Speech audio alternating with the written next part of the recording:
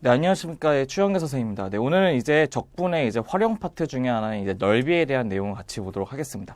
넓이이기 때문에 우리가 어떤 거냐면 걔네들을 갖고 있는 영역들에 대한 최적 있죠? 걔네들 면적들을 어떻게 구하는지에 대해서 공부할 건데요. 걔를 공부하기 위해서 당연히 뭐부터 시작해야 되죠? 리만섬에 대한 것을 여기서 한번 봐야 되니까 먼저 한번 얘네들 먼저 한번 보도록 한번 해보죠. 맨 처음에 보시면 여기 있는 델타 x에 관한 거기 있는 직사각형의 넓이를 보시게 되면요. 우리가 걔네들의 임의에 있는 그 델타 x에 있는 임의의 점이 표본점을 하나 잡죠. xi의 스타라고 하는 표본점을 잡았다고 쳤을 때 얘네들은 여기 위에 있는 이 윗부분에 있는 직사각형의 넓이하고 이쪽에 아랫부분에 있는 직사각형의 넓이를 더해야지만 두 곡선 사이에 둘러싸고 있는 넓이가 구해지게 되겠죠. 그래서 우리는 걔네들을 리만섬으로 나타내려면 이렇게 나타낼 수가 있겠죠. 위에 있는 그 곡선의 넓이, 그 사각형의 넓이는 델타 x에다가 f에다가 xi 스타라는 것을 알 수 있고, 맞죠?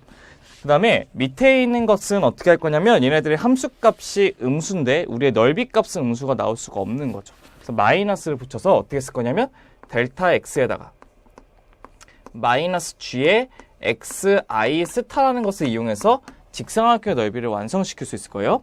근데 우리는 걔네들을 어떻게 할 거냐면 무수히 많은 합이기 때문에 시그마에 뭐라 붙이냐면 i가 1부터 n까지. 그리고 시그마에 뭐라 붙여요? i가 1부터 어디까지? n까지로 붙이게 되면 걔네들이 리만합이 된다는 것도 확인할 수가 있고요. 걔네들 두 개를 이제 더해주면 우리가 원하는 걔네들의 A서부터 B까지에 있는 곡선들에 있는 그 사각형의 합이라는 것도 알 수 있어요. 리만합이라는 것을 알 수 있는데 이제 거기서 끝이 아니고 그 앞에다가 이제 뭐를 붙이는 거죠? 리미트를 붙이게 되면 우리가 걔네들의 적분값을 구한다는 것을 알 수가 있을 텐데요. 첫 번째 거를 먼저 나타내게 되면 얘하고 얘를 먼저 쓰면 리미트에 n이 무한대로 간다고 쳤을 때 시그마에 i가 1부터 n까지 붙이고 델타 x에 f에 xi 스타의 값이 된다는 것도 알 수 있고요. 두 번째 거는 이 마이너스의 값을 앞으로 뺄 겁니다. 마이너스 값을 앞으로 빼게 되면 또다시 쓰게 되면 이게 되죠. 리미트에 n이 무한대로 간다고 썼을 때 시그마의 i가 1부터 n까지의 델타 x에다가 g의 xi 스타라는 것도 확인할 수가 있다는 거죠. 맞죠? 그럼 얘네들은 이 부분을 우리가 어떻게 할 수 있냐면 이 부분은 우리가 그 리만합을 이제 정적분의 정의로 고쳐주게 되면 이 부분은 인테그랄 a서부터 b까지의 fx dx가 된다는 것도 확인할 수 있고요. 그다음 여기서부터 여기까지 부분은 뭐가 되냐면 인테그랄 a서부터 b까지의 gx dx라는 것도 확인할 수 있어요. 근데 그거를 두 개 어떻게 한다는 거죠? 뺀다는 것을 지금 의미하는 거죠.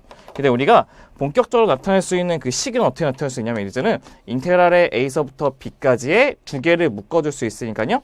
fx에다가 빼기 gx에 dx를 붙이시게 되면 우리가 원하는 식의 곡선의 넓이를 구할 수 있다는 것도 알 수가 있을 겁니다.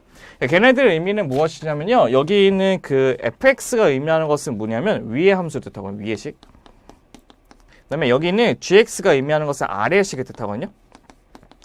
그래서 우리는 위의 식에서 아래 식을 뺀 다음에 a서부터 b까지 적분을 시키려면 걔네들 두 곡선이 둘러싸고 있는 넓이를 구할 수 있다는 것도 확인할 수가 있다는 겁니다.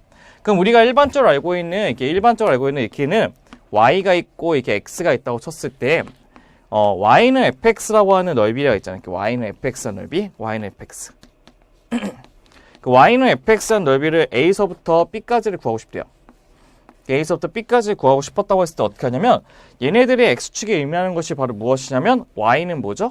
0을 의미하는 거죠. 그렇기 때문에 얘에서 얘를 뺀 거기 때문에 우리가 원하는 얘네들의 곡선의 넓이, 이 곡선의 넓이는 뭐가 되냐면 인테그랄의 a서부터 b까지 그냥 fx dx 넓이를 구할 것을 확인하시면 될 것 같습니다. 그래서 우리가 한마디로 얘네들 값은 우리가 이제 적분의 넓이 값이기 때문에 걔네들의 x축과 둘러싸고 있는 넓이를 구하던가 아니면 두 곡선이 둘러싸고 있는 넓이는 위의 식에서 아래 넓이를 뺀다는 것도 기억하시면 될 것 같고 중요한 것이 어떤 거냐면 또 여기 있는 밑에 부분에 같은 넓이 같은 경우는 음수 파트를 뜻하죠. 그렇기 때문에 걔네들 앞에는 마이너스를 붙여가지고 양수로 고친다는 것까지도 기억하시면 될 것 같습니다.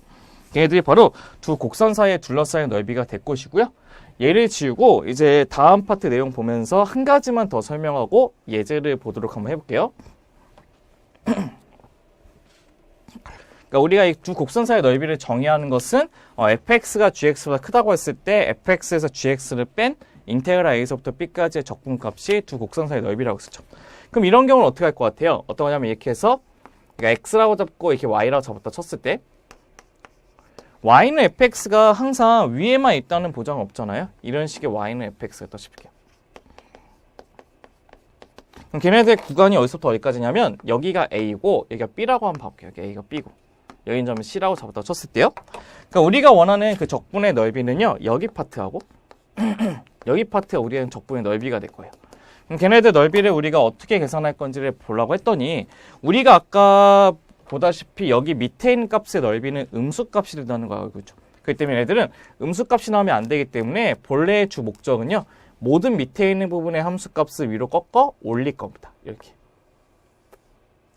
올려져 있는 이 x축에 올려져 있는 함수를 절대값 x라고 하거든요. y는 절대값 fx. 왜냐하면 절대값은 음수값이 안 나오기 때문에 모든 음수값을 위로 올려주는 것이 돼요. 그래서 얘네들을 여기서부터 있는 절대값 x에 대해서 어디서부터 어디까지 a서부터 b까지 넓이를 구해야 되니까 s라고 하는 것은 인테그랄에 a서부터 b까지의 절대값 fx의 dx를 구하셔도 되고요. 아니면 얘는 어떻게 구하셔도 되냐면요. 먼저 a서부터 c까지의 fx dx가 있는데 그 넓이 같은 경우는 음수값이기 때문에 양수로 고치려면 마이너스 붙이시면 되고 플러스 인테그랄 c부터 b까지도 fx dx를 계산해가지고 우리의 넓이를 완성시켜도 된다는 것도 기억하시면 될 것 같습니다. 그래서 우리가 어떤 식으로 기억하시면 되냐면요. 항상 x축보다 밑에 있으면 음수값, x축보다 위에 있으면 양수값 된다는 것만 기억하시면 넓이에 관한 주 공식을 정리할 수 있을 것 같아요.